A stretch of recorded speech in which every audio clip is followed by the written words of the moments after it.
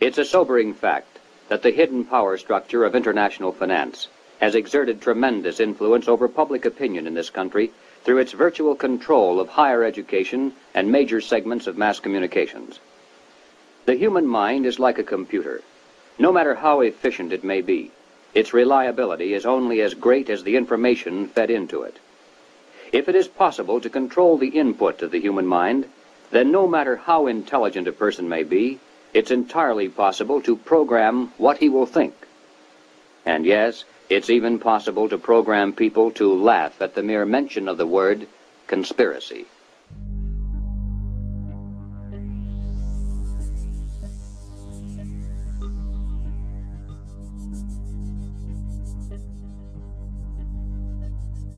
The Council on Foreign Relations.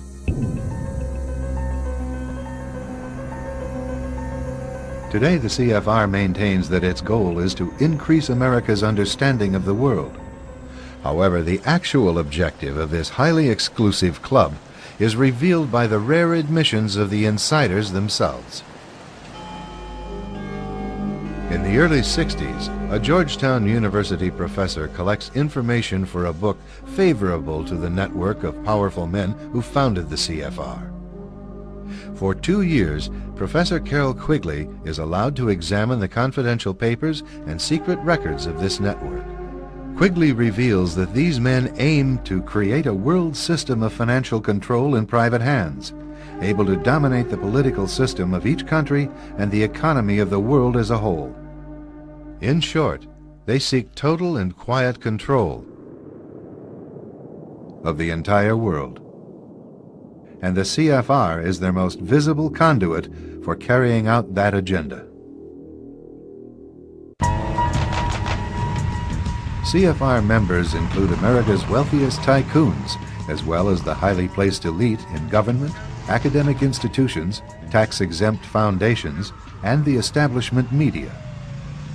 Ruling Class Journalists, written by Richard Harwood, describes the CFR membership as the ruling establishment in the United States.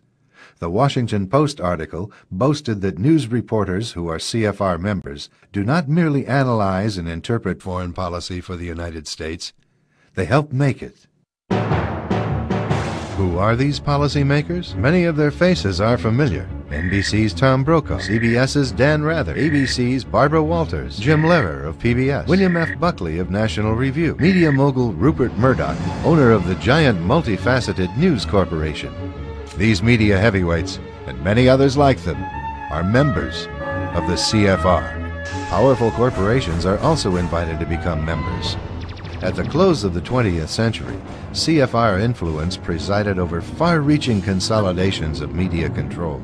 In 1995, CFR members Michael Eisner of Disney and ABC's Thomas Murphy merged their media empires. Soon after the merger, the Disney-ABC empire becomes a CFR corporate member. In the year 2000, the world's largest internet service provider, America Online, joins forces with Time Warner, one of the world's largest news organizations. The CEOs favoring the move are CNN's Thomas Johnson and Time Warner's Gerald Levin, both CFR members. Once again, another media giant is created under the shadow of CFR influence. Today, an elite handful of individuals define the agendas that are supported by the empire of establishment news.